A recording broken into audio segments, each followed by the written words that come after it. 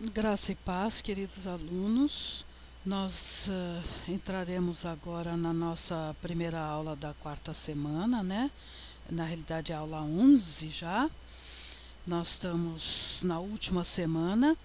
Essa aula, ela é um pouquinho, talvez, complicada, no sentido de que parecerá que são três assuntos que não tem nada a ver um com o outro, que é a Europa após o Império Romano, cisma e ascensão do papado. Mas são quadros assim que depois vocês, com as duas próximas aulas, vocês vão amarrar um ao outro, tá? Vocês vão perceber a importância disso.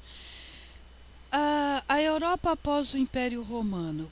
Vocês sabem que teve a queda de Roma, que a gente já falou, e o Império do Oriente, que é chamado Império Bizantino, com a capital em Constantinopla, né? Não se esqueçam que Constantinopla, o nome antigo era Bizâncio, e o nome atual de Constantinopla é Istambul, né?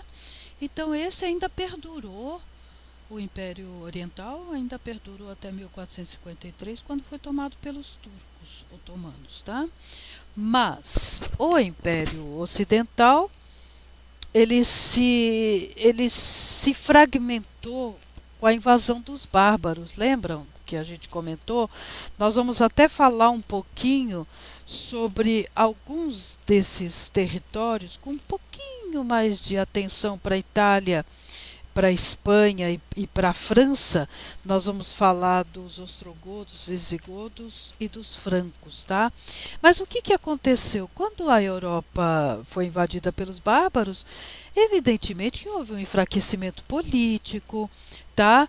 Começou uma certa corrupção entre os aliados, porque eles se uniam, vários políticos, vários pequenos reis bárbaros, junto aos líderes romanos, e cada um queria tirar vantagem, como até hoje, né, gente? Então, essas invasões deram um enfraquecimento, tanto cultural quanto político, tá? Os bárbaros, como eu já falei, você tinha desde aqueles que a gente realmente são bárbaros, como a gente usa hoje, o termo incultos e violentos, como tinham já alguns grupos bastante evoluídos e que se mesclaram aos romanos e que adotaram a cultura romana da mesma forma que levaram elementos culturais para os romanos, tá? Após o século V, né, a Europa era um conjunto já de pequenos reinos bárbaros, Europa Ocidental, tá, gente? E alguns bárbaros já haviam se cristianizado. Eu vou ler aqui no livro do Jonathan Hill, História do Cristianismo, eu vou ler aqui na página 158 um trecho para vocês que chama justamente a Europa após o Império Romano. Vou ler agora. De acordo com o provérbio, Roma não foi feita em um só dia, nem sucumbiu em um só dia. Ou seja, nem acabou em um só dia, né? Como pôde tão notável civilização arruinar-se de tal modo? Vimos o início do processo no capítulo 3, quando as invasões bárbaras na Europa Ocidental coincidiram com a instabilidade política e a corrupção no império. O limite entre o império e os bárbaros foi se tornando cada vez mais tênue e indefinido. Eles foram se mesclando. É isso que eu quis dizer aí no slide, né? Olha, eles se mesclavam, se misturavam, se assimilavam aos romanos, tá? Vou continuar a leitura. O poder de Roma simplesmente extinguiu-se ou enfraquecera-se, pois os bárbaros se mesclavam aos romanos quando não os conquistavam. Mesmo enquanto grande parte da Europa Ocidental ainda estava oficialmente sob o governo de Constantinopla, capital do Império desde 330 d.C., na realidade estava cada vez mais entregue à própria sorte. Já no final do século V, o governo de Roma sobre a Europa tinha sido efetivamente substituído por um pequeno número de reinos bárbaros que competiam entre si. Entretanto, a ascensão desses reinos não trouxe necessariamente o paganismo de volta, porque inúmeros bárbaros já eram cristãos, tá? Então isso é muito importante. Vocês sabem que E eu já comentei com vocês que muitos bárbaros já estavam cristianizados e já estavam com um grau de civilização e de cultura bastante elevado, tá? Nós vamos falar agora de dois territórios em particular, que é a Itália e a Espanha, onde vieram godos. Godos é o nome de um povo. Esse slide não fui eu que fiz, eu tirei da internet, eu achei interessante, tá? Para explicar que os godos, conforme eles eram originários da Escandinávia, tá?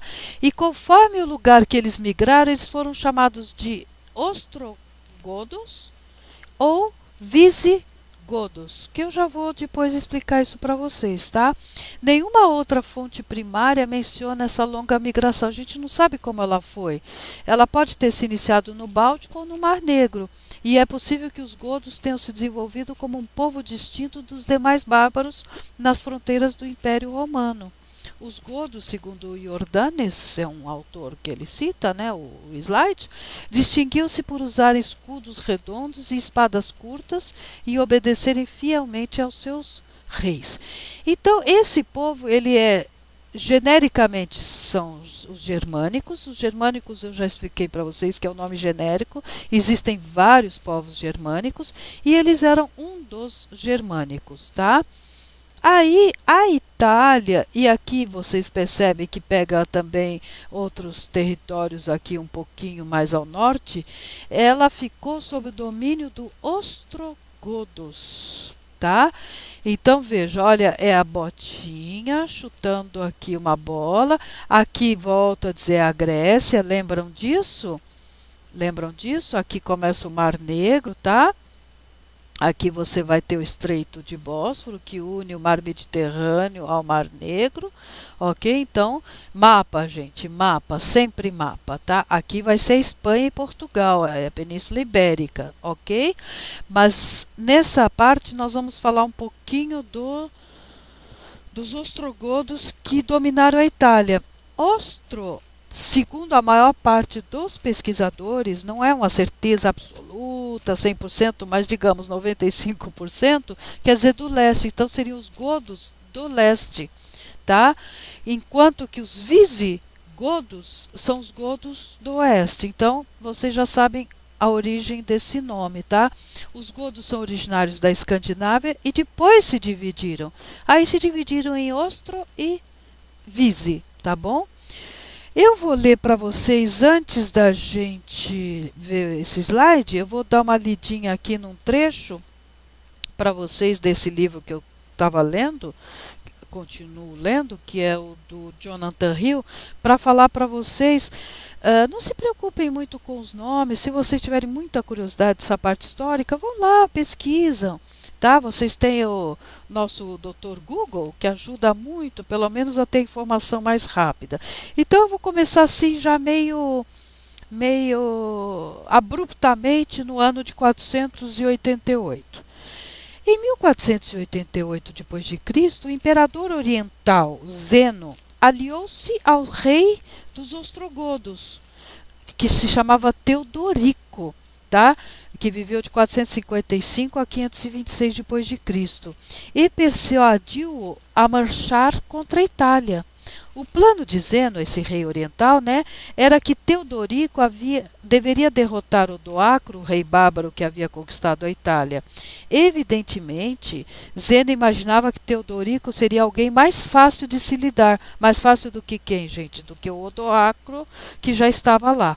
Teodorico, estando de acordo, comandou seu povo em uma grande campanha em direção ao ocidente, derrotando Odoacro e consagrando-se a si próprio como imperador do ocidente, adotando Ravenna como capital. Já vou mostrar para vocês no mapa onde que fica a cidade de Ravenna. Conquistou uma considerável área, não só a Itália, como eu mostrei naquele mapa, mas a Sicília e o sudoeste da França, e fez o melhor que pôde para preservar a civilização romana em tais lugares. Vocês vejam, eles admiravam a civilização romana e eles queriam preservar e imitar. Apesar de bárbaro, o Teodorico foi educado em Constantinopla e serviu como general no exército romano. E foi no tempo de Teodorico que viveram na Itália o famoso poeta Boécio e o grande escritor Cassiodoro. Então, por que eu citei esses dois, que são dois grandes escritores que pertencem à literatura ocidental, a quem estuda cultura ocidental, quem estuda literatura desde os seus primórdios, desde a época da Grécia, obrigatoriamente tem que passar por alguns nomes, que senão fica uma cultura manca, né? E um desses nomes são esse poeta Boécio e o Cassiodoro, né? Vocês podem falar Dante Alighieri também, que está na Itália, só que é mais para frente, né? Como assim na Alemanha você fala de Goethe, você fala. Então você tem vários escritores dentro da literatura ocidental que são famosíssimos. E veja, foi na época do Teodorico que viveram dois grandes escritores. O Boécio viveu de 480 a 524 e o Cassiodoro 490 a 580. Enfim, e aqui pelo slide, tá? Vocês vão entender agora com a leitura do livro, tá? Ele foi educado em Constantinopla. Enfim, tá tudo aqui. O que eu li foi e o que eu pus no resumo do slide foi o que eu escrevi, o que eu li no livro, tá bom? Olha, gente, esta parte aqui é a cidade de Ravenna. Olha onde ela fica aqui. Roma está aqui, mais ou menos, tá? Roma está aqui e Ravenna está aqui. Então, ele fez Ravenna como centro. E o mausoléu dele, onde ele foi enterrado, é uma das poucas obras dele que sobraram. Tá? É uma das poucas obras que sobraram. Veja, ele morreu em 526, não é isso? Então, não se esqueçam, comece a juntar as informações. Lembrem daquele imperador Justiniano que reconquistou, o imperador oriental que reconquistou boa parte da Europa ocidental. Então, ele varreu um pouquinho o legado de Teodorico, tá bom? Então, não sobrou muita coisa. Por sorte, sobrou essa construção que é belíssima, que é o mausoléu dele na cidade de Ravenna. Ok, gente? E aí vocês têm a Espanha, gente. A Espanha, vejam que pega parte também que vai ser da França ainda, mas a grosso modo, a Espanha, você tem aqui Portugal, né? E aqui o norte da África, não dá para ver muito aqui, né? Mas é o norte da África que eu já falei que é importante. No norte da África foram outros povos chamados vândalos. É daí que vem a expressão vândalo, gente. Ah, fulano é um vândalo, depredou toda a Avenida Paulista, fizeram, né, vândalo. Mas é um nome de um dos povos bárbaros dessa época, tá? E aqui a Espanha. A Espanha ela tem uma história muito interessante, muito peculiar. Depois ela foi amplamente influenciada pelos muçulmanos, né? Você tem aí uma história bastante complexa. Eu vou ler mais um trecho aqui desse livro, um trecho curto, tá?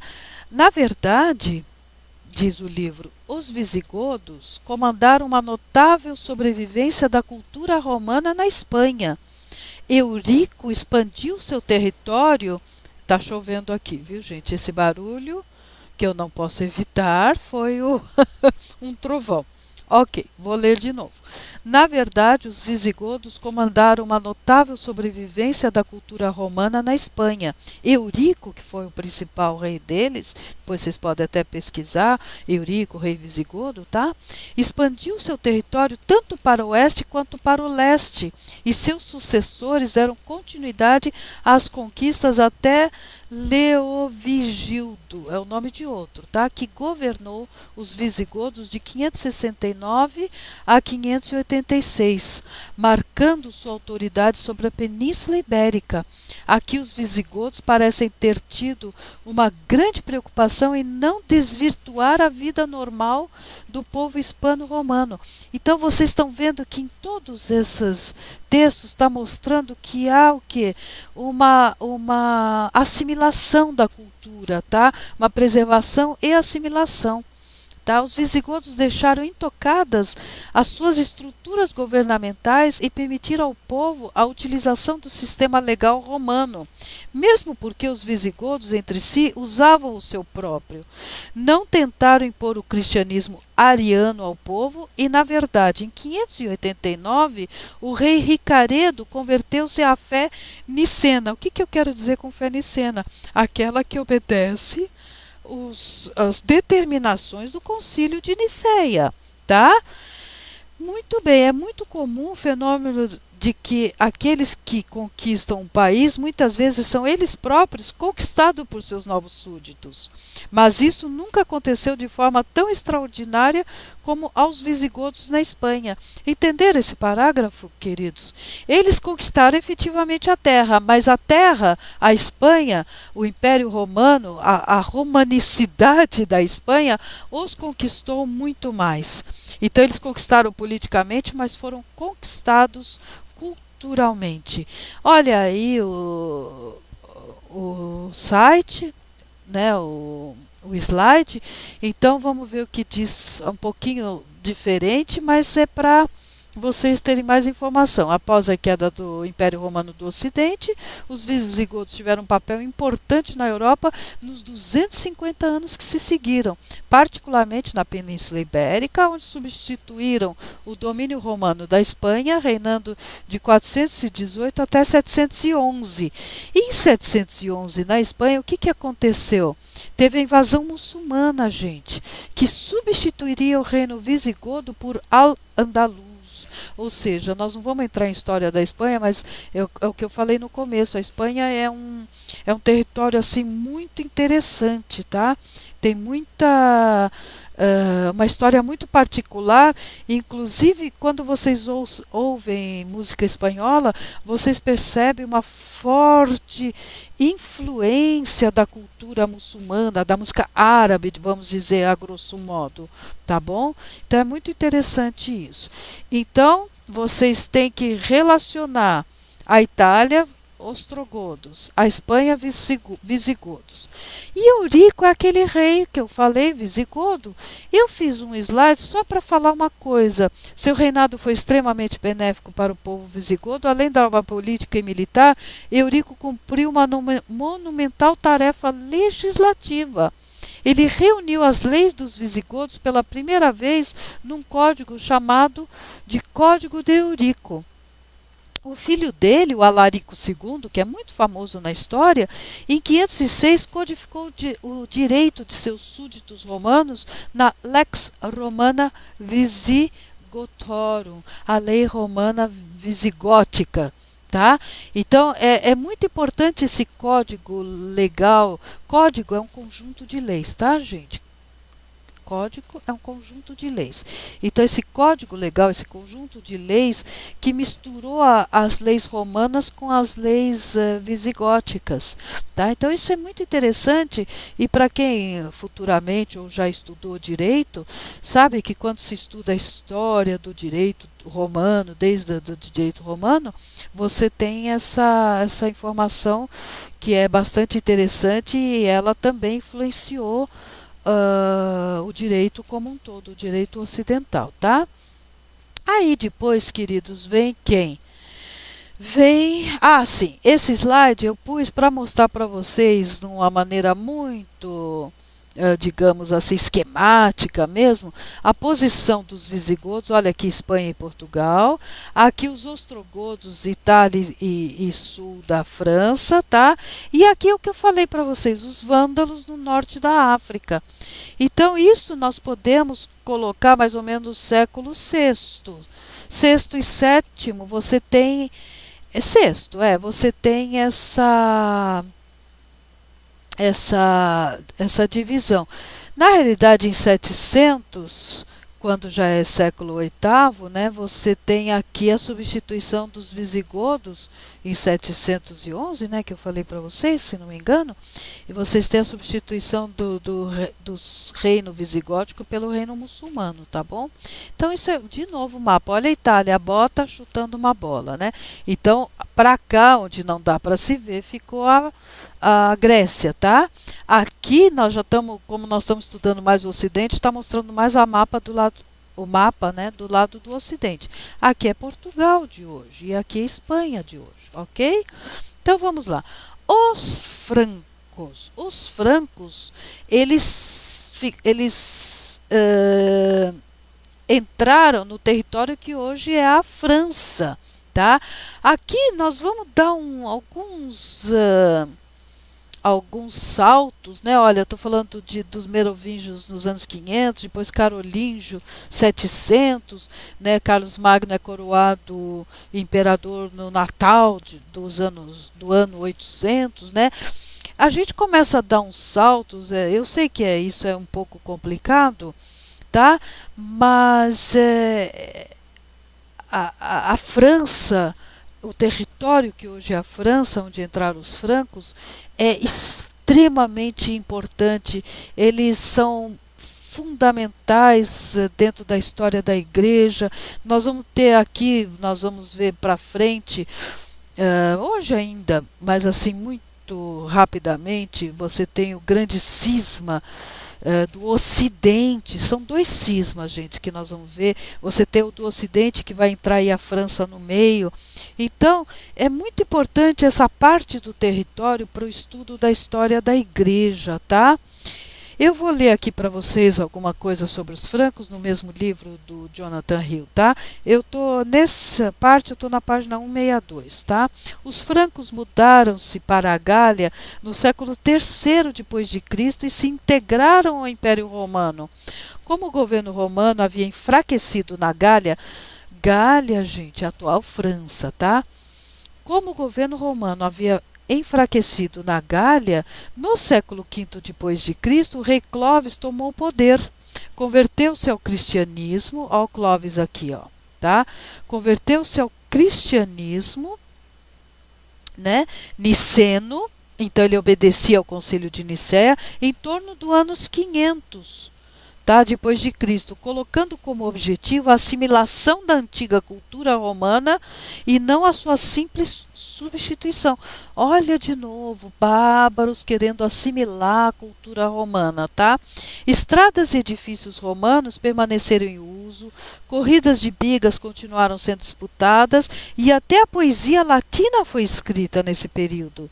Clovis também foi aliado de Teodorico na Itália, que o socorreu nas guerras contra os visigodos. Clovis fundou a nova dinastia de governo dos francos, onde existia a Gália Romana, a atual França, né? Uma dinastia que ficou conhecida na história como Merovingia. Tá? Mas a estabilidade nunca perdurava por muito tempo na Idade das Trevas. O que quer dizer? Que sempre vai ter aí bastante guerras e tudo. Aqui, mais para frente, tem uma frase em que ele diz assim, o autor aqui que eu estou lendo. A era merovingia foi uma época perigosa de se viver. As guerras eram esporádicas, mas terríveis, levadas a efeito por exércitos que não tinham escrúpulos, queimavam e pilhavam os campos e assassinavam os seus habitantes, tá?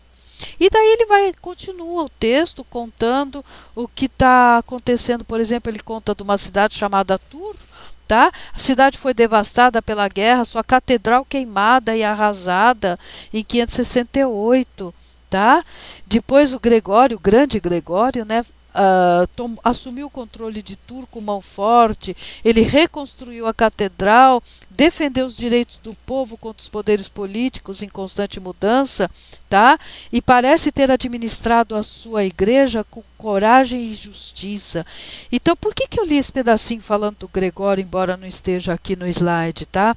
Porque você começa a ver com Gregório uma postura também política.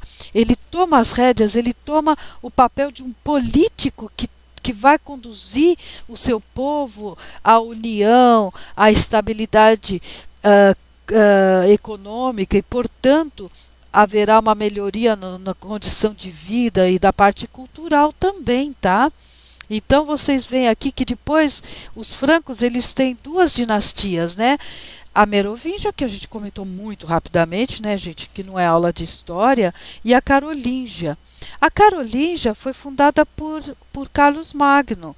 Tá? O Império de Carlos Magno, também conhecido como Império Carolíngio, foi o momento de maior esplendor do Reino Franco. Tá? Esse período ocorreu durante os anos 768 a 814. Tá? Gente, ele foi um líder militar, tá? O Carlos Magno. Ele aumentou o império, ele conquistou muitas terras, tá? Ele construía nessas terras fortalezas e igrejas, tá? Mas ele tinha uma coisa importantíssima, tá? Ele se preocupava absolutamente com a expansão e a manutenção da fé cristã, tá? Olha, a superioridade militar de Carlos Magno e o esforço de cristianização dele, levou o Papa Leão III a conceder-lhe o título de imperador do Ocidente. E aí, aquela pequena discussão que teve, acho que no fórum ou no WhatsApp, e que, mas o que significa o cara ser coroado no Natal? Significa tudo, gente. São gestos simbólicos. São gestos simbólicos. Isso é um reconhecimento pela grande preocupação dele em manter a fé cristã. Ele vivia praticamente pela fé, tá? Ele olha, eu vou ler aqui um trecho, eu estava procurando. Eu vou ler um trecho também desse livro, já é na página 175, sobre Carlos Magno, tá? Carlos Magno desempenhou com firmeza seu papel de defensor da fé cristã. Na verdade, a devoção à igreja era uma das mais poderosas diretrizes, tá, de sua vida. Próximo não, espera um pouquinho só. Vamos só voltar um pouquinho anterior. E anterior. É que eu pensei que tivesse mais alguma coisa, mas não tem.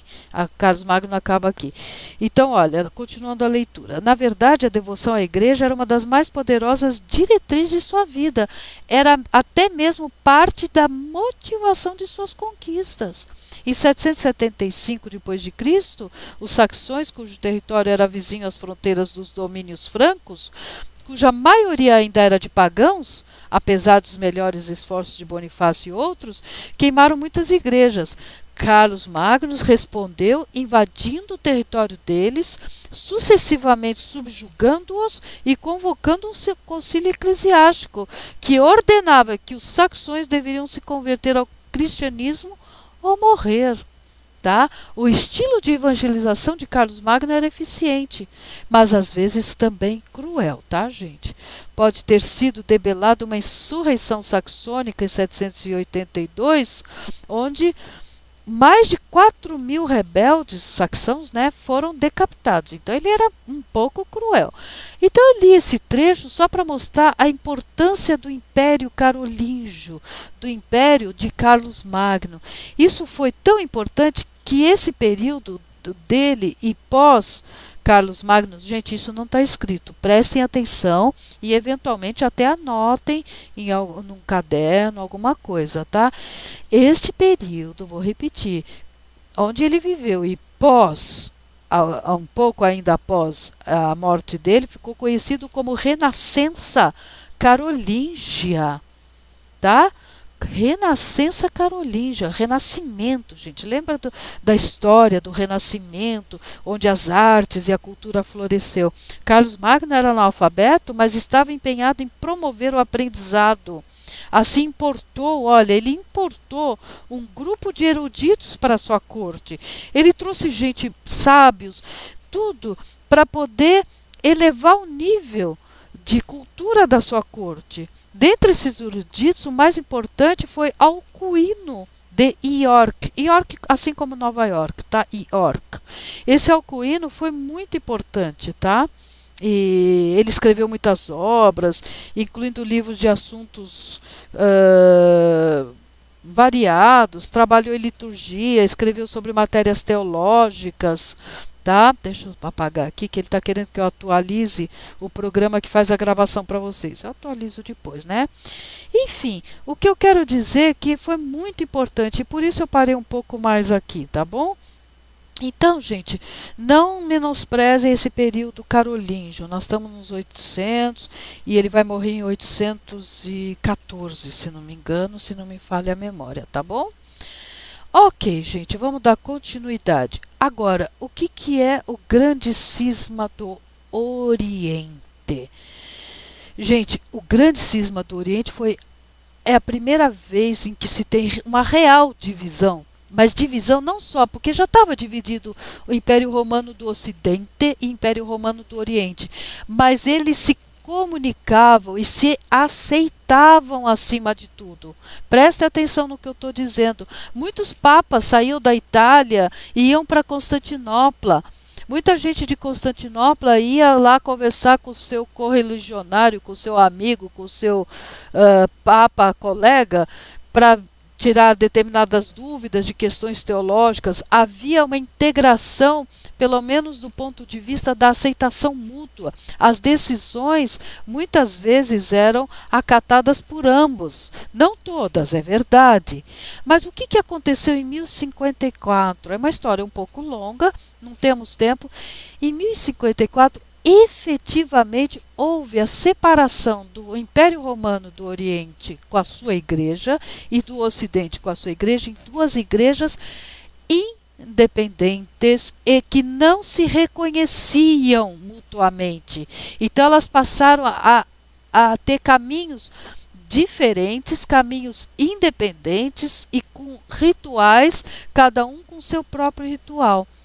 É aqui, gente, que nasce efetivamente que a igreja, que era até então a igreja, passa a ser uma igreja católica apostólica romana e a outra igreja católica apostólica ortodoxa, tá certo? Então aqui veja aqui no slide, os líderes da igreja de Constantinopla e da igreja de Roma excomungaram-se mutuamente. Excomungaram-se mutuamente. Então isso foi cisma. A palavra cisma quer dizer divisão, tá? Cisma é divisão. Então a grande divisão. Agora, gente, aqui eu vou dar um salto para 1300, tá vendo? 1400, mas não, é só para vocês não confundirem. Vocês têm que falar cisma do Oriente.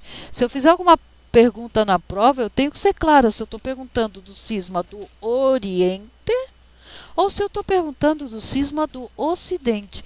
O cisma, a divisão do Ocidente, foi uma crise religiosa que ocorreu dentro da própria Igreja Católica, entre esses anos de 1378 a 1417. Nós vamos até falar um pouquinho desse período. Começa aí uma grande confusão, os papas não se entendem, tá? Nesse período o papado ocidental da Igreja Apostólica, Católica, Apostólica Romana, ficou dividido entre as cidades de Roma na Itália e de Avignon. Está escrito Avignon, né? Mas se pronuncia Avignon. Tá? E Avignon na França. Então teve momentos que tinham dois papas e chegou a ter até um momento absolutamente até engraçado que tinha 3 papas. Tá? Então isso começou a ficar uma confusão e cada papa, ser papa, gente, não era só uma questão de autoridade espiritual. Ser papa era uma questão de autoridade política.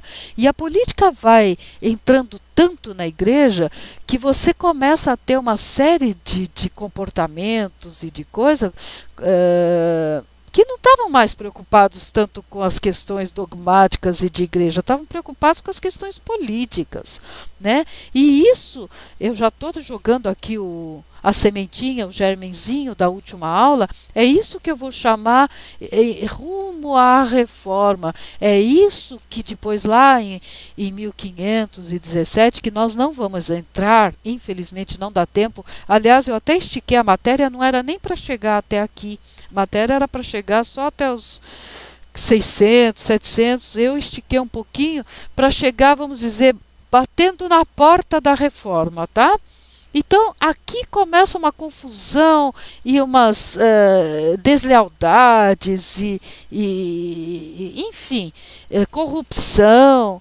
E aí você vai ter um movimento, alguns teólogos efetivos, pelo menos com boas intenções, começam a ficar nervosos, começam a ficar chateados, começam a ficar decepcionados e começa aí uma movimento, uma pré-reforma. Isso nós vamos falar na última aula e eu vou falar o nome desses.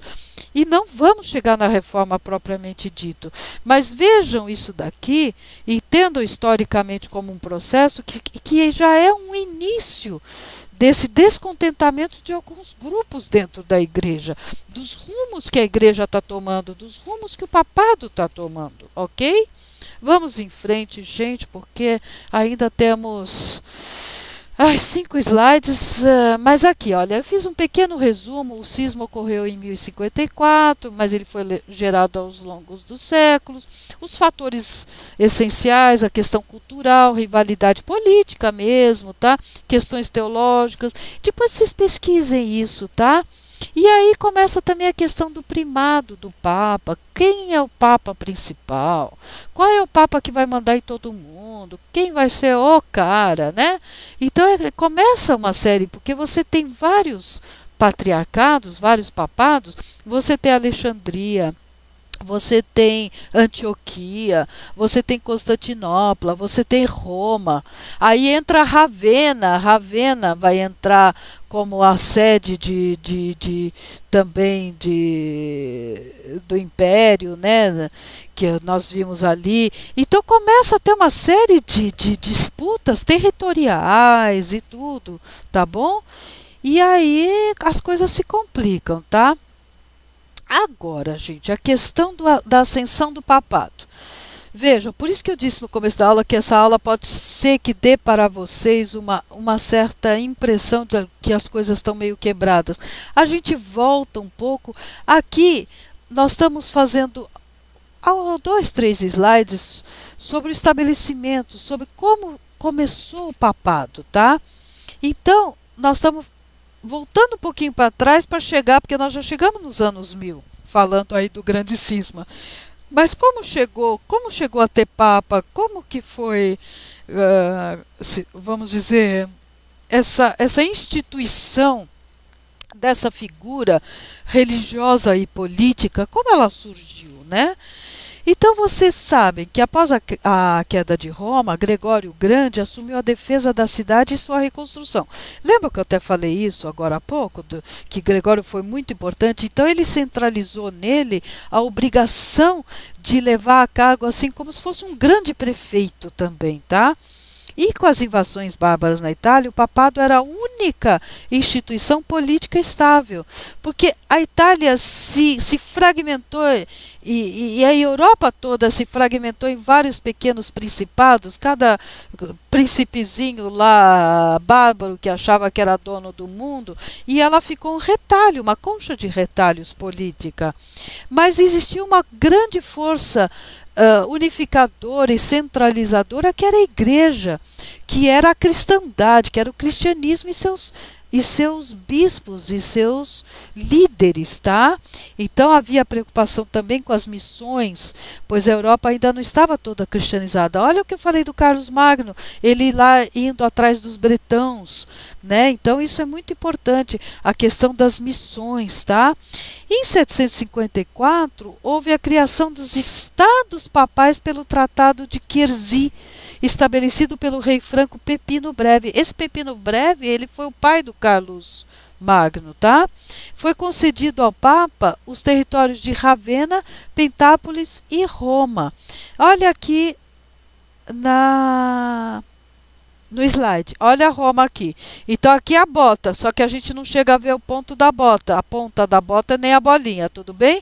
Então nos mapas anteriores que eu mostrei, aqui é a Itália. Olha Roma aqui. Então Ravenna está exatamente na outra margem, olha, do outro lado, mais ao norte, tá vendo? Olha a Veneza aqui, gente, que é a famosa Veneza, com seus canais, com as suas gôndolas, né? Famosa e bonita só pela televisão, viu, gente? Porque aquilo lá, aquela cidade é podre por baixo, com aquelas águas imundas e tudo cheira, não cheira muito bem não, viu? Mas enfim. E aí, o que que é penta? 5. Brasil, pentacampeão do mundo. Polis, cidade. Então, Pentápolis, aquela que eu comentei no slide anterior, são essas 5 cidades que foram dadas para o Papa, tá? Para a igreja, vamos dizer assim, começou a passar a ser território da igreja, ser território papal. Ó, Roma aqui. Tanto que depois você tem o Estado do Vaticano no futuro. O Estado do Vaticano. O Vaticano é um Estado. O Vaticano não é Itália. Está dentro da Itália, mas tem suas leis próprias, seu governo próprio, seu exército próprio, tá? É quase como um Estado encravado em outro Estado, né? Ok? Eu vou ler aqui para vocês agora o capítulo 29 do Franklin Ferreira sobre o estabelecimento do papado. Só para não ficar muito, como posso dizer, não ficar muito assim no ar. Mas eu acho que vocês já entenderam aonde eu quero chegar com o que eu dei até agora na aula. Você tem invasões bárbaras, você tem fragmentação política, mas a igreja ela é forte, os bispos conseguem segurar a barra, conseguem, por exemplo, no caso de Roma, com Gregório I, expulsar e reorganizar a cidade. Com isso, eles vão adquirindo força política também. E daí o Papa passa a ser uma figura que vai concentrar nele uma série de atribuições. E assim, aos poucos que vai surgindo. Além daquilo que a gente já comentou, da primazia, da importância, maior importância de um ou outro cidade sobre as outras. Por exemplo, Constantinopla, né, e Roma para o Ocidente, Constantinopla para o Oriente. Constantinopla mais importante que Antioquia, mais importante que Alexandria, mas a Alexandria é mais importante que as que estão à volta dela. Então vai tendo uma hierarquia e os bispos dessas grandes cidades passam a ter mais força, não só política, mas como força religiosa, doutrinária. O que eles determinarem acaba sendo o mais importante. Gente, 41 minutos de aula, mas aguentem um pouquinho que a próxima aula vai ser bem mais curta, que eu vou falar sobre as cruzadas, que eu vou falar bastante genérico, porque eu já mandei vocês lerem o texto sobre cruzadas. Aguentem mais um pouquinho e vamos ler sobre o estabelecimento do papado. Está acabando, gente. Agora, se eu fizesse aulas muito curtas, vejam, como eu posso fazer vocês entenderem o mecanismo e eu não posso moralmente e por amor à profissão sonegar a informação de vocês. Eu já não estou satisfeita, eu já acho que ela está bastante, infelizmente, truncada e picada, mas é pelo tempo pouco que nós temos disponível, né? O curso geralmente deveria ser montado em 8, no máximo 10 aulas. Eu já estou dando 13 para poder dar um pouquinho mais para vocês. Então eu peço desculpas se as aulas são um pouco longas e cansativas, mas vamos lá, vamos fazer mais um esforço que tudo isso vai valer muito a pena lá na frente. Vou ler o texto do Franklin Ferreira, capítulo 29, ok? A página 107. No primeiro século, o modelo de liderança das igrejas locais era composto de presbíteros e diáconos, que atuavam sob supervisão apostólica. No início do segundo século, começou a haver a centralização da autoridade em um único bispo. Gente, isso é importantíssimo, centralização. Essa é a palavra-chave da formação do papado, tá? Centralização. O primeiro a defender essa posição foi Inácio de Antioquia, no século II. Irineu de Leão foi o primeiro a destacar a sucessão apostólica, principalmente da Igreja de Roma, como exemplo de ortodoxia contra o gnosticismo. Lembram disso? Cipriano de Cartago argumentou que fora da Igreja verdadeira não haveria salvação. E as igrejas deveriam cooperar umas com as outras em submissão mútua, todas submissas à igreja em Roma. Se elas são submissas, a Igreja de Roma está centralizando o quê? O poder das decisões, tanto políticas quanto doutrinárias e teológicas. Um século depois, o Concílio de Nicéia reconheceu 3 bispados proeminentes, centrado nas igrejas de Alexandria, Roma e Antioquia. Já no século V, o Concílio de Calcedônia deu ao bispo de Constantinopla honra e privilégios iguais aos bispos de Roma. Todavia, o colapso do Império Ocidental, o que é colapso? A quebra. Por quê? Por causa dos bárbaros, né? Fez da Igreja a instituição mais forte de integração da sociedade. Tudo o que eu expliquei para vocês. E a perda dos territórios dos patriarcas de Antioquia, Alexandria e Jerusalém para os árabes, lembra o século VII e VIII começaram as invasões árabes? Assim como a pressão contínua exercida contra Constantinopla, aumentaram o quê? A autoridade do bispo de Roma. O mais importante personagem na formação da primazia do bispado de Roma foi Gregório o Grande, que eu já comentei. No caos que se seguiu à queda de Roma nas mãos dos bárbaros, Gregório, que era monge beneditino, agiu com autoridade tanto espiritual quanto secular. O que quer dizer autoridade secular? Podem substituir por política, autoridade política. Ele agiu como um prefeito, tá? Então ele ordenou a reconstrução de aquedutos, alimentou os pobres, assumiu a defesa da cidade de Roma, negociou com os bárbaros, estendeu a autoridade da igreja no Ocidente por meio de missionários. Olha aí as missões que eu falei. E foi um grande pastor de almas que nunca quis o título de papa, preferia ser chamado servo dos servos de Deus. Sua principal obra foi a regra pastoral. A criação dos estados papais por meio do Tratado de Quercy, que eu já falei lá atrás para vocês, no slide anterior, em 754, estabelecido pelo rei Franco Pepino Breve, propiciou ao papado um estado pontifício. Isso ocorreu por meio da concessão ao Papa Estevão II, 715 a 757, a concessão de Ravenna, de Pentápolis e de Roma, conferindo à Igreja Romana um estado que perdurou durante mais de 11 séculos, em troca do reconhecimento da dinastia franca carolíngia, que sucedeu a essa carolíngia, que sucedeu a dinastia merovingia. Tudo isso eu falei para vocês, né? Com outras palavras, a maior parte dos papas do período que vai de 754 a 1059 exerceu um pontificado fraco, muitas vezes controlado pelos senhores feudais francos, italianos e alemães, e que constantemente fundavam bispados e abadias, nomeando ou depondo os clérigos do local e controlando suas ações. Então os próprios senhores feudais, né, eles indicavam os bispos, os líderes das igrejas para poder controlar. Entre os anos de 900 e 1050 surgiram centros de reforma contra os abusos e a corrupção. Olha que eu falei, quando vocês começam a ter o quê? Um germe, muito ainda, que ainda vão demorar alguns séculos, mas você já começa a ter um germe de pensamento reformista. Tá? Então, olha, surgiram centros de reforma contra os abusos e a corrupção, como o Mosteiro de Cluny, na França. Tais centros ofereceram uma nova liderança para a Igreja, com vários papas reformadores, como Leão XI, Urbano II, Inocêncio III. Tá bom? Enfim, o que eu quero dizer para vocês, que vocês têm que ter na cabecinha de vocês que a origem do papado, ela está também ligada à questão política, tá? A questão de território, tudo. E olha aqui, tá? Depois temos a Era Carolíngia, que eu falei, 800, em que há uma estreita relação Estado e Igreja, tá? Carlos Magno desempenhou com muita firmeza esse papel, já falei. Agora aqui, que eu não falei ainda, embora esteja escrito no texto do Franklin, que é o feudalismo. O que é feudalismo?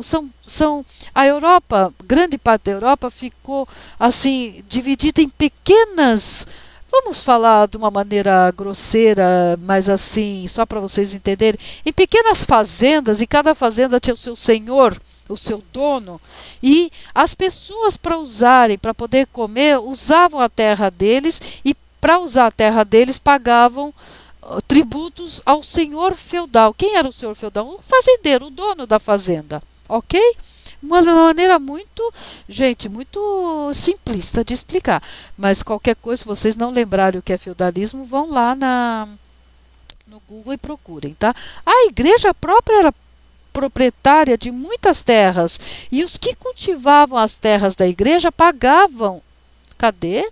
Ah, sim, pagavam pelo direito de uso. Isso dava o quê? Muito dinheiro, gente, muitos recursos e muito poder à igreja e ao Papa. Então, gente, eu não estou querendo menosprezar o trabalho de alguns. Realmente teve dentro da igreja, mesmo da católica, muitas pessoas sérias e realmente comprometidas com a fé. Mas a maior parte eram mais questões políticas do que questões de fé ou de doutrina, né? Ok? E só para terminar, como consequência da entrada dos bárbaros no Império, temos mais uma consequência importante, o movimento monástico medieval. O monasticismo, os mosteiros, tá, gente? Tornou-se refúgio para os que se revoltaram contra a imoralidade, tá? E corrupção e decadência desse período, né? Eu falei lá.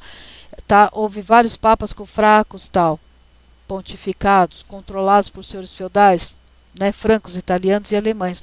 Então aqui você pode começar a enxergar, mais uma vez eu digo, repito, sou repetitiva assim que isso faz parte da didática, uma certa germe aí de descontentamento, o que vai desembocar lá na frente numa reforma. Tá? Na última aula veremos como isso foi o germe para a reforma, tá? E alguns fatos históricos, só para encerrar esse último slide, importantes ocorridos na Baixa Idade Média. Baixa Idade Média a partir dos anos 1000, tá, gente? Cisma entre as igrejas. O Papa Urbano II convoca a primeira cruzada com o objetivo de libertar a Terra Santa, é o assunto da próxima aula. A Inquisição foi instituída pelo Papa Gregório IX, olha, em 1231. Você tem o início da Guerra dos 100 Anos entre França e Inglaterra, tá? E a chegada dos espanhóis liderados por Cristóvão Colombo à América. Isso é só para vocês terem noção de como que nos próximos séculos aconteceram coisas muito importantes. Aqui em 1492. Então nós já estamos aqui na boca, na beiradinha aqui da reforma, que será 1517. Olha, vocês têm aqui, em alguns anos para frente, vocês já vão ter um movimento da reforma, tá? Essa Guerra dos 100 Anos foi muito importante, é muito importante ler sobre ela. A Inquisição, vocês sabem que foi uma coisa seríssima, muito feia e muito cruel da parte da igreja, onde você tem, se vocês quiserem, procurem, se tiverem YouTube, procurem, por exemplo, a história de Joana d'Arc. Tá? Tem filmes legendados ou dublados, vocês podem assistir. Só jogar lá filme, Joana d'Arc, vai aparecer lá 2, 3 filmes de 2, 3 diretores diferentes. Vocês vão ter noção de como era a perseguição, né? Enfim, ao que eles achavam na época, que eram as mulheres, principalmente bruxas e tudo. Então é bastante sério, é bastante complicado esse período da Inquisição. Queridos, a próxima aula será realmente, prometo e é verdade, será uma aula curta, porque eu vou só falar um pouquinho das cruzadas, eu vou falar das causas e consequências da cruzada e vou falar um pouco da Inquisição, tá? Então eu deixaria aí como sugestão um dos filmes, é o da Joana d'Arc, é um dos. Tá? Se jogarem lá filme Inquisição, vocês vão achar uma série, tá? E as cruzadas nós vamos nos ater na próxima aula, porque eu já dei para vocês o texto, só assim em linhas gerais, quais eram as causas principais, e nós vamos ver que entra muito a questão econômica, tá? E as consequências disso, desse grande movimento que foram as cruzadas, ok? Muito obrigada para vocês e até a próxima aula amanhã.